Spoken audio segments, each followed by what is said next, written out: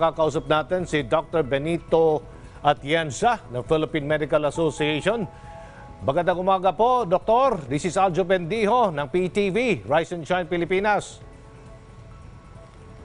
Good morning po sa lahat na nanonood po ngayon during this our first day of our National Vaccination Day. Opo, Doc, paano po ang naging paghahanda ninyo sa National Vaccination Day?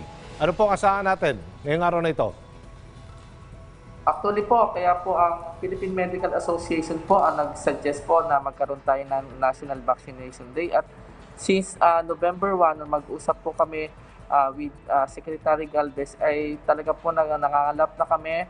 At saka po, ever since po nag-umpisa itong vaccination para sa COVID, ay may mga doktor po tayo sa ating mga mga vaccination sites. Kasi sa vaccination sites po, kailangan po dyan ay screener na doktor. Tapos po, kasama rin po as mag-vaccinate, as vaccinator. At importante din po yung pagkatapos ng kanilang pagbabakuna, pag napagpabakuna nila, ay dapat minomonitor po ng mga doktor. Kaya po, napakalaking role po ng Philippine Medical Association.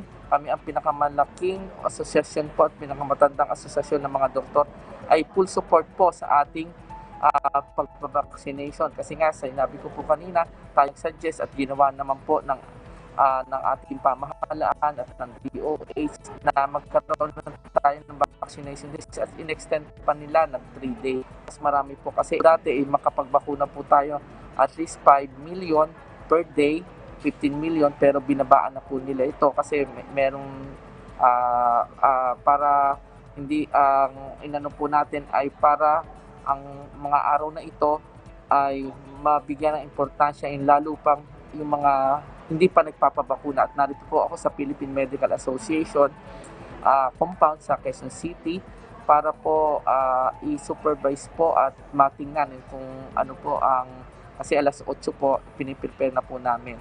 Dito po sa site namin ay 1,000 po ang mabibigyan po ng Moderna po na bakuna.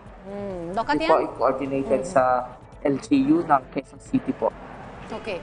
Doc Atienza, magandang umaga po. Si Diane Kirer po ito. Doc, palagay niyo po ba kakayanin pong maabot yung target ng gobyerno na 3 million a day ang mababakunahan? Kaya po yun kasi ang ano po natin, yung pagtutulungan po. Kasi ang aim po natin, lahat po ng resources ng gobyerno, ng Philippine Medical Association, at iba pa mga nakipag-coordinate din po tayo para mas marami po ang volunteers. Kasi po ang nagiging bottleneck po sa bakunahan sites ay yung pong paumpisa, yung sa screener, tapos yung pong sa monitoring, at saka yung encoding. Ngayon po marami na tayo mga volunteer para sa encoders, yung po yung mga hindi doktor, at saka marami na rin po tayong tutulong na mga doktor. At ang aim po natin, kasi dito sa NCR po ay halos mataas na po yung vaccination rate dito, almost 95 to 100 na po na nabakunahan dito.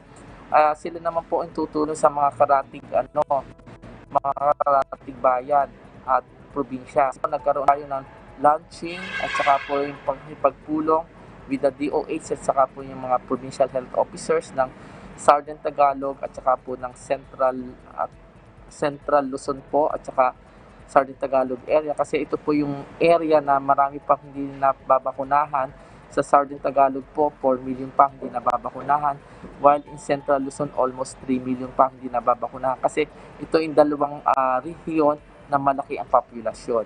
Pero ang sinasabi nga natin, yung pong mga ahensya ng gobyerno, lalo po yung DOH retain ng mga hospitals, sila po yung pupunta sa mga karating mga probinsya para tumulong po doon sa mga towns and cities na kailangan augmentation po ng manpower.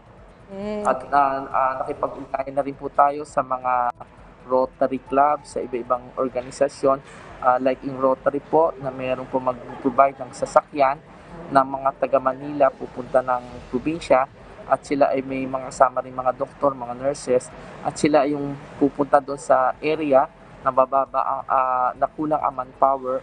Tapos pagkakatid sa kanila, yung bus po ang gagamiting maghakot o pumunta doon sa mga tao para pumunta sa mga health centers, sa mga vaccination sites po.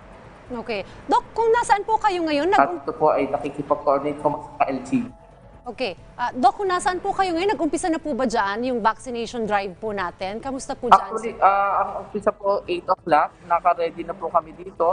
Kung makikita niyo sa background, nandiyan na yung mga upuan ng ito, nandito po ako sa loob ng PMA Auditorium at na-deliver na po ang ando po yung mga bakuna na Moderna dito po at nagre-ready na po, nakapila na po yung mga tao sa labas. Ito po ay naka-pre-register po yung mga tao.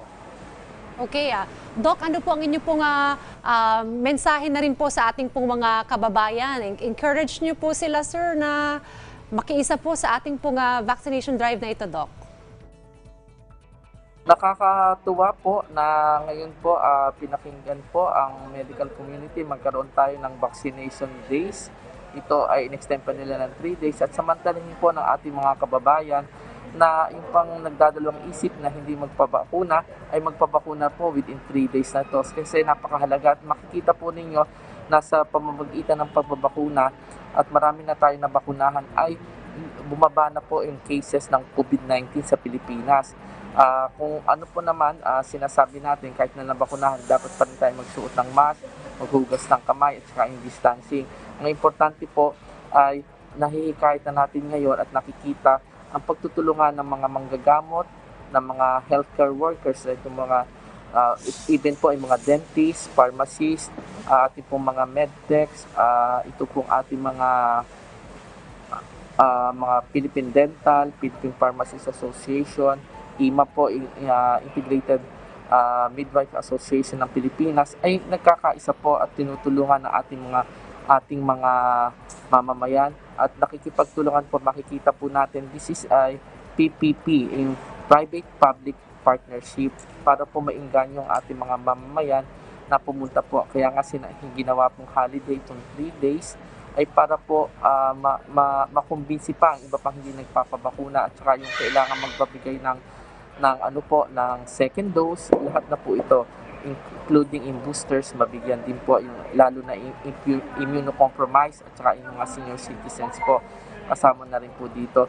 Kaya ang ano po ng Philippine Medical Association ay masaya ang ating Pasko para sa pamilyang bakunado. Yun po inaano natin, bago tayo mag-celebrate ng Christmas season, sana po tayo lahat ay bakunado kasi sinasabi natin ito ang pinakamagandang ano po natin, regalo sa ating mamamayan, libreng bakuna. At naririyan po, wala na pong masasabing ating mga mamamayan kasi lahat po ay ginawa ng medical community, ng DOH at ating mga partners po ng mga private para sila na po ang pumupunta sa ating mamamayan para sa pagpapabakuna.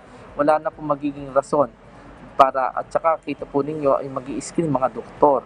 Yung mga bata na 12 to 18, 12 to 17, kasama yung mga magulang, ay titingnan ng mga pediatrician din at saka yung kanilang immunocompromised o kaya po may comorbidity ang mga bata.